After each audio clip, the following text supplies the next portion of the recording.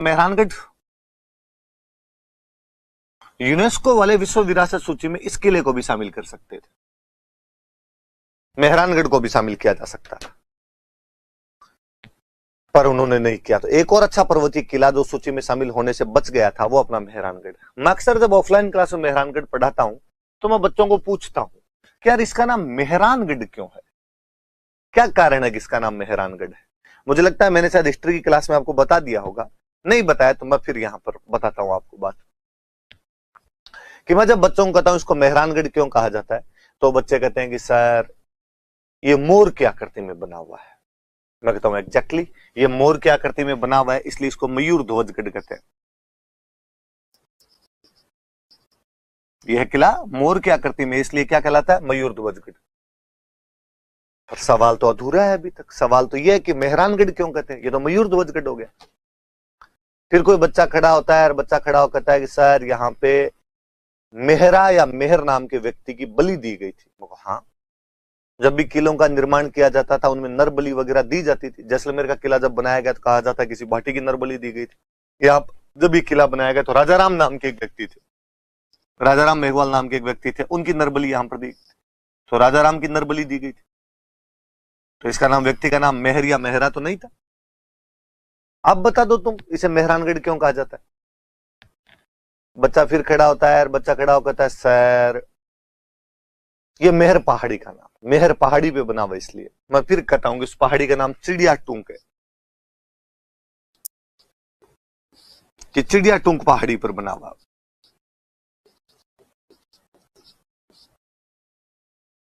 मतलब वापस बताता हूं कि जोधा जब 1453 में आवड़ बावड़ की संधि करके मंडोर आ जाता है, उसके बाद जोधा को लगता है यार मंडोर सुरक्षित स्थान नहीं है, किसी सेफ जगह पर तो अपने को जाना पड़ेगा। और सेफ जगह कौन सी हो जहां पर अपने जाएं, तो वो जिस जगह का चुनाव करता वो चिड़िया टूंक की पहाड़ी थी। चिड़ियानाथ जी नाम के एक साधु रहा करते थे। टूंक का मतलब होता है चोटी, तो चिड़ियानाथ जी जिस चोटी पर रहते थे उस नाम का पड़ गया चिड़िया टूंक। जोधा को वो जगह पसंद आई और जोधा ने कहा कि चिड़ियानाथ जी आप यहां से रवाना हुई, इस जगह पर तो मैं अपना किला बनाऊंगा। चिड़ियानाथ जी ने कहा बालक साधु को खड़ा करके किला बनाएगा सुखी नहीं रह पाएगा। जोधा जी ने कहा फिलोसफी और कहीं आगे, किला इधर ही बनाएंगे। चिड़ियानाथ जी जाते जाते श्राप दे गए कि इस किले में जो कोई भी रहेगा उसको पानी की कमी हमेशा सालती रहेगी। इस किले में जो कोई राजा बनेगा वो अपने पोते का मुंह नहीं देख पाएगा। चमत्कार को नमस्कार है, चिड़ियानाथ जी के दोनों श्राप फलीभूत हुए। मेहरानगढ़ के जोधपुर किले के अंदर हमेशा पानी की कमी बनी रही और वहां पर जब तक राजा रहे थे वो कोई भी अपने पोते का मुंह नहीं देख पाए। हालांकि जब मैं ये बात कहता हूं तो क्लास में कोई ना कोई बच्चा बोल ही जाता है सर अब देख लिया, अब देख लिया। आप में से भी हो सकता है जब मैं ये बात बोल रहा था ठीक पहले तो आपके मन में भी ठीक यही ख्याल आ रहा होगा कि सर इसका मतलब आपको पूरी जानकारी नहीं है, अब जो राजा है उन्होंने पोते का मुंह देख लिया है। मैं फिर क्लास में बच्चों को कहता हूं कि देखिए पहले तो मैंने कहा था कि जब तक इस किले के अंदर कोई रहेगा तब तक पोते का मुंह नहीं देख पाएगा। किले के अंदर रहना राजाओं ने बहुत पहले बंद कर दिया था, उम्मेद पैलेस बना लिया था, उम्मेद पैलेस में रहने लग गए थे। बात जहां तक रही अब की, तो अब लोकतंत्र है, अब राजा नहीं होते हैं। अमर चित्र कथाओं से जितना जल्दी कोई बाहर निकलेगा उतना ठीक रहेगा। तो अब तो किसी कोई कुछ भी श्राप फलीभूत नहीं होंगे अपने आप में, किस प्रकार हो सकता है। तो पहाड़ी का नाम चिड़िया टूंक। फिर बात है कि इस किले को तो मेहरानगढ़ क्यों कहा जाता है। संभवतः मैंने शायद उस टाइम बताई होगी कि ये जोधा ने बनवाया था किला। जोधा राठौड़ था, राठौड़ सूर्यवंशी होते हैं, सूर्य को मिहिर बोलते हैं। तो वास्तव में किले का नाम रखा गया था मिहिरानगढ़। ये सूर्यवंशी राठौड़ों का गढ़ है, ये मिहिरानगढ़ है। मिहिर का मतलब सूर्य होता है, पर वो मिहिरानगढ़ मिहिरानगढ़ मिहिरानगढ़ बोलते बोलते हम उसको मेहरानगढ़ तक लेके आ गए। चिड़ियानाथ जी ने जब श्राप दिया कि यहां पर पानी की कमी रहेगी तो जोधा जी के हाड़ी रानी हुआ करते थे जसमा दे, उन जसमा दे ने यहां पर एक तालाब बनवा दिया था, रानीसर। जोधा जी की हाड़ी रानी थे, उन्होंने यहां पे रानीसर तालाब बनवाया।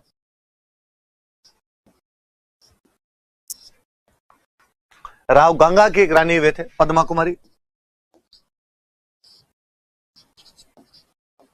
उन्होंने यहां पे तालाब बना दिया था पद्मसर। यार कम से कम ये पानी की कमी तो नहीं रहने देंगे। एक अंग्रेज खूब लंबे समय तक यहां पर रहकर गया था, रुडयार्ड किपलिंग। मैं फिर आपको जब राव सिंह की कहानी सुनाता हूं तो रुडयार्ड किपलिंग की कई बातें बताता हूं आपको। रुडयार्ड किपलिंग वह अंग्रेज था जिसको 1907 में उसकी पुस्तक जंगल बुक के लिए नोबेल पुरस्कार मिला था। पहला अंग्रेज जिसको साहित्य का नोबेल मिला था रुडयार्ड किपलिंग था। इस किले में अपना एक लंबा समय गुजारता है। तो रुडयार्ड किपलिंग कहता है कि यार इस किले का निर्माण मनुष्य ने तो नहीं किया, ये किला देवताओं तथा परियों के द्वारा बनाया गया है, made by angels and deities. ऐसा यदि कोई बंदा कहता है तो वो बंदा कौन है? Rudyard Kipling. इसके अनुसार इस किले का निर्माण किसने किया है? देवताओं और परियों ने। यार मिनकों से तो ऐसा किला आज बने न कल बने। ये किला सूर्यवंशी राठौड़ों द्वारा बनाया गया, इसलिए मिहिरानगढ़ कहलाता है। ये किला मोर क्या करती में, इसलिए मयूर ध्वजगढ़ कहलाता है। इसके निर्माण के समय राजाराम मेघवाल नामक व्यक्ति की नरबली दी गई थी यहाँ पे। ये चिड़िया टुंक नाम की पहाड़ी पर बना हुआ है। चूंकि राठौड़ों के किले चिंतामणि गढ़ कहलाते थे, इसलिए इसे गढ़ चिंतामणि भी कहा जाता है।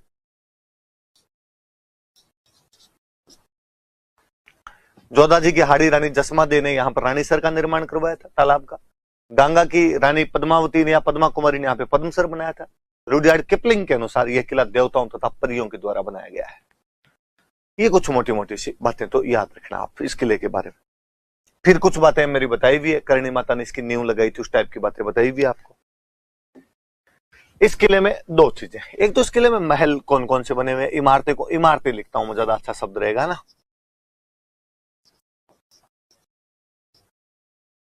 इमारतें कौन कौन सी बनी हुई? एक इस किले में खूब सारी तोपें रखी हुई है, और तोपों के नाम बड़े जोरदार लगते हैं। मैं तो इस किले के जब तोपों के नाम पढ़ता हूं, मुझे लगता है क्या प्यारे प्यारे नाम रखे उन्होंने। किलकिला, भवानी,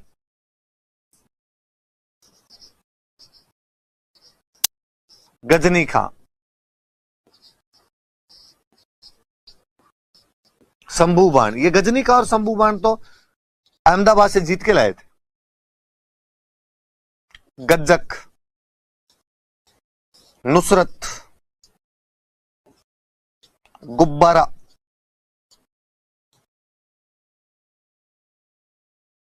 किलकिला, भवानी, गजनी खां, शंभू बाण, गज्जक, नुसरत, गुब्बारा, तोपों के नाम। क्या प्यारे प्यारे से नाम रखे हुए। तो मेहरानगढ़ किले में कौन कौन सी तोपें रखी हुई थी याद रखना। महल है, खूब प्यारे प्यारे महल बने हुए। जैसे इस किले के अंदर फूल महल बना हुआ है, अभय सिंह ने निर्माण करवाया था। इस किले में एक मोती महल है, एक तलहटी महल है,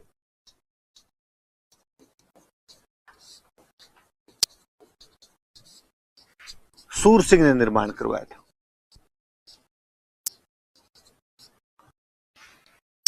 इस किले में एक श्रृंगार चौकी नाम की जगह है, याद रहे, श्रृंगार चौरी चित्तौड़ में मंदिर है वो। इसका निर्माण तख्त सिंह ने करवाया था, और बाद में रूल साहब आगे यहां पे राजाओं का राज तिलक करते थे।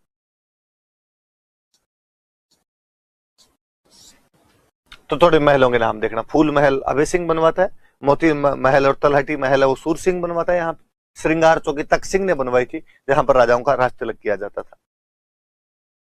एक मजार बनी हुई है यहाँ पे, भूरे खां की मजार।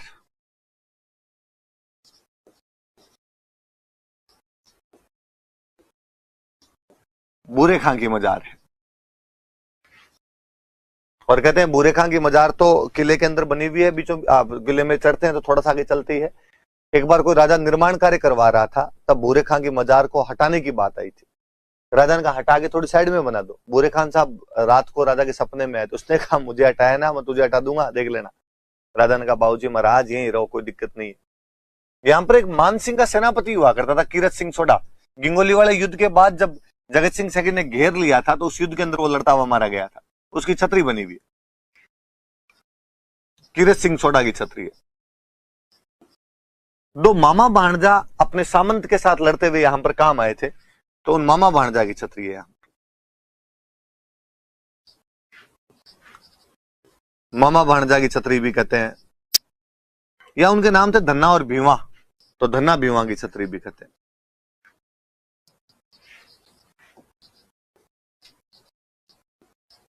मामा भांजा की छतरी या धन्ना भीवा की छतरी। तो ये भी तीन ध्यान रखना कि भूरे खान की मजार है, कीरत सिंह सोडा की छतरी है, मामा भांजा की छतरी है, या उसको आप धन्ना भीवा की छतरी के नाम से भी जानते हैं। कुछ बातें फिर मेरी बताई हुई। इसमें चामुंडा माता का मंदिर है, मैं पढ़ा चुका हूं ये बात आपको। मैं ये भी पढ़ा चुका हूं कि मान सिंह ने यहाँ पर पुस्तकालय का निर्माण करवाया था, इसको मान पुस्तक प्रकाश के नाम से जानते हैं। तो 2 किले